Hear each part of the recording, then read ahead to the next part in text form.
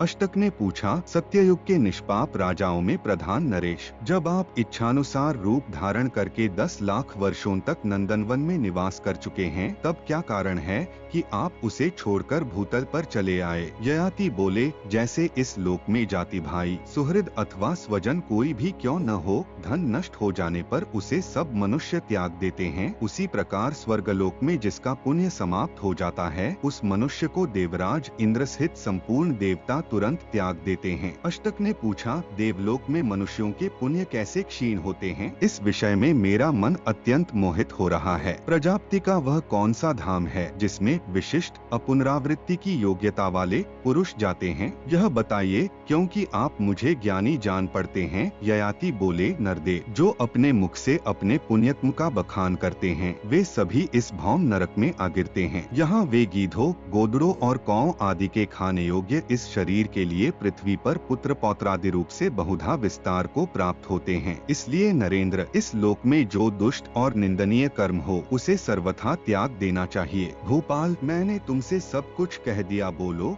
अब तुम्हें क्या बताऊं? अष्टक ने पूछा, जब मनुष्यों को मृत्यु के पश्चात पक्षी, गीध, मयूर और पतंग ये नोच नोच कर खा लेते हैं, तब वे कैसे और किस रूप में उत्पन्न होते हैं? आज मैं आपके ही मुख से प्रथम बार भौम नरक का, जिसे कभी नहीं सुना था, नाम सुन रहा हूँ। एलिए ययाति बोले, कर्म से उत्पन्न होने और बढ़ने वाले शरीर को पाकर गर्भ से निकलने के पश्चात जीव सबके समक्ष इस पृथ्वी पर विश्व में विचरते हैं। उनका यह विचरण ही भौम नरक कहा गया है। इसी में वे पड़ते हैं। इसमें पड़ने पर वे व्यर्थ बीतने वाले अनेक वर्ष समूहों की ओर दृष्टिपात नहीं करते। कितने ही प्राणी स्वर्गादि लोकों में 60,000 वर्ष रहते हैं, कुछ 80,000 वर्षों तक वहाँ निवास करते हैं। इसके बाद वे भूमि पर गिरते हैं। यहाँ उन गिरने वाले जीवों को तीखी दाढ़ों वाले पृथ्वी के भयानक राक्षस, दुष्ट प्राणी अत्यंत पीड़ा देते हैं। अष्टक ने पूछा, तीखी दादा वाले पृथ्वी के भयंकर राक्षस पापवश आकाश से गिरते हुए जिन जीवों को सताते हैं, वे गिरकर कैसे जीवित रहते हैं? किस प्रकार इंद्रिय आदि से युक्त होते हैं और गर्भ में कैसे आते हैं? ययाति बोले, अंतरिक्ष से गिरा हुआ प्राणी असृक्त रक्त होता है, फिर वही क्रमशः नूतन शरीर का बीजभूत वीर्य बन जाता है, फिर वह पुष्प के रस से संयुक्त होकर कर्मानुरूप योनि का अनुसरण करता है। गर्भाधान करने वाले पुरुष के द्वारा स्त्री संसर्ग होने पर वीर्य में आविष्ट हुआ वह जीव उस स्त्री के रज से मिल जाता है, तदंतर वही गर्भ रूप में परिणत हो जाता है। जीव जल रूप से गिरकर वनस्पतियों और औषधियों में प्रवेश करते हैं तथा जल, वायु, पृथ्वी और अंतरिक्ष आदि में प्रवेश करते हुए कर्मानुसार पशु अथवा मनुष्य सब कुछ होते हैं। इस प्रकार वे भूमि पर आकर फिर पूर्वोक्त क्रम के अनुसार गर्भभाव को प्राप्त होते हैं। अष्टक ने पूछा, राजन, इस मनुष्य योनि में आने वाला जीव अपने इसी शरीर से गर्भ में आता है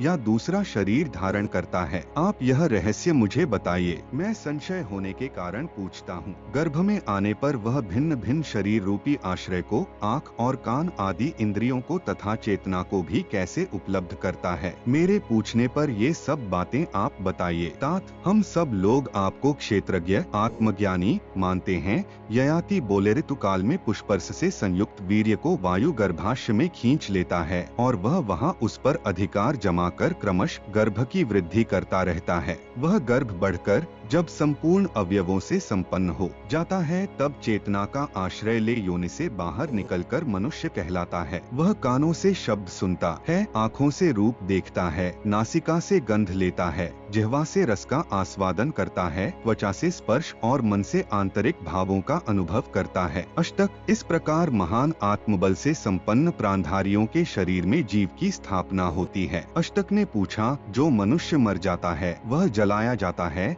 या गाड़ दिया जाता है अथवा जल में बहा दिया जाता है? इस प्रकार विनाश होकर स्थूल शरीर का अभाव हो जाता है। फिर वह चेतन जीवात्मा किस शरीर के आधार पर रहकर चैतन्य युक्त व्यवहार करता है? ययाति बोले, राजसिंह, जैसे मनुष्य श्वास लेते हुए प्राणयुक्त स्थूल शरीर को छोड़कर स्वप्न में विचरण करता है, वैसे ही यह चेतन जीवात्मा अस्फुट शब्दोच्चारण के साथ इस मृतक स्थूल शरीर को त्याग कर सूक्ष्म शरीर से संयुक्त होता है और फिर पुण्य अथवा पाप को आगे रखकर उसी पुण्य पाप के अनुसार अन्य योनि को प्राप्त होता है। पुण्य करने वाले मनुष्य पुण्य योनि में और पाप करने वाले मनुष्य पाप योनि में जाते हैं। इस प्रकार पापी जीव कीट पतंग आदि होते हैं। महान स्वानुभाव, इन सब विषयों को विस्तार के साथ कहने की इच्छा नहीं होती। नृपश्रेष्ठ, इसी प्रकार जीव गर्भ में आकर 4 पैर वाले, चतुष्पाद, 2 पैर वाले मनुष्यादि और पक्षियों के रूप में उत्पन्न होते हैं। यह सब मैंने पूरा बतला दिया। अब और क्या पूछना चाहते हो? अष्टक ने पूछा। मनुष्य कौन सा कर्म करके उत्तम यश प्राप्त करता है? वह यश तप से प्राप्त होता है या विद्या से? मैं यही पूछता हूँ। जिस कर्म के द्वारा क्रमशः श्रेष्ठ लोकों की प्राप्ति हो सके, वह सब यथार्थ रूप से बताइए। ययाति बोले, राजन, साधु पुरुष स्वर्गलोक के 7 महान दरवाजे बतलाते हैं, जिनसे प्राणी उसमें प्रवेश करते हैं। उनके नाम ये हैं: तप, दान, शम, दम, लज्जा, सरलता और समस्त प्राणियों के प्रति दया। वे तप आदि द्वार सदा ही पुरुष के अभिमान रूप तम से आच्छादित होने पर नष्ट हो जाते हैं। यह संत पुरुषों का कथन है। जो वेदों का अध्ययन करके अपने को सबसे बड़ा पंडित मानता और अपनी विद्या द्वारा दूसरों के यश का नाश करता है, उसके पुण्यलोक अंतवान विनाशशील होते हैं और उसका पढ़ा हुआ वेद भी उसे फल नहीं देता। अग्निहोत्र, मौन, अध्ययन और यज्ञ, ये 4 कर्म मनुष्य को भय से मुक्त करने वाले हैं, परंतु वे ही ठीक से न किए जाएं, दूषित भाव से अनुष्ठित हों तो वे उल्टे भय प्रदान करते हैं। विद्वान पुरुष सम्मानित होने पर अधिक आनंदित न हो, अपमानित होने पर संतप्त न हो। इस लोक में संत पुरुष ही सत्पुरुषों का आदर करते हैं। दुष्ट पुरुषों को यह सत्पुरुष है ऐसी बुद्धि प्राप्त ही नहीं होती। ऐसा दान देना चाहिए, इस प्रकार यजन करना चाहिए, इस तरह स्वाध्याय में लगा रहना चाहिए। ये सभी वचन अभ्यदायक हैं, आथ नित्य पालनीय हैं, ऐसा मैंने सुना है। जो सबका आश्रय है, पुराण कूटस्थ है तथा जहाँ मन की गति भी रुक जाती है, वह परब्रह्म परमात्मा तुम सब लोगों के लिए कल्याणकारी हो। जो विद्वान उसे जानते हैं, वे उस परब्रह्म परमात्मा से संयुक्त होकर इहलोक और परलोक में परम शांति को प्राप्त होते हैं।